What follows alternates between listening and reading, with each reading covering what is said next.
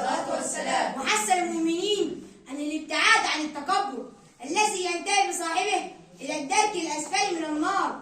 والكبر صفة من صفات الربوبية لا تليق بالعبد الفقير إلى مولاه.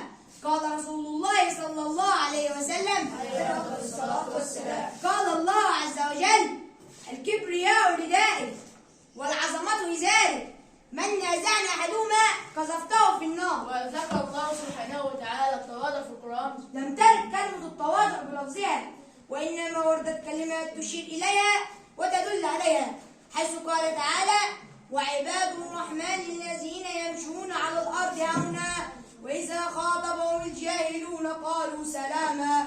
وقال تعالى: ولا تمشي في الأرض مرحا إنك لم تخرق الأرض ولم تبلغ الجبال طولا. وغيرها من الآيات التي تدعونا إلى التواضع. والفائدة التي تعود علينا من هذه الصفة الحميدة: تواضع يا أبناء الأعزاء صفة محمودة تدل على طهارة النفس، تدعو للمودة والمحبة والمساواة بين الناس، تنشر الترابط بينهم كما الحب والحسد والكراهية من قلوب الناس. شكرا لك يا أيتها الصفة الحميدة. سوف نتحلى بك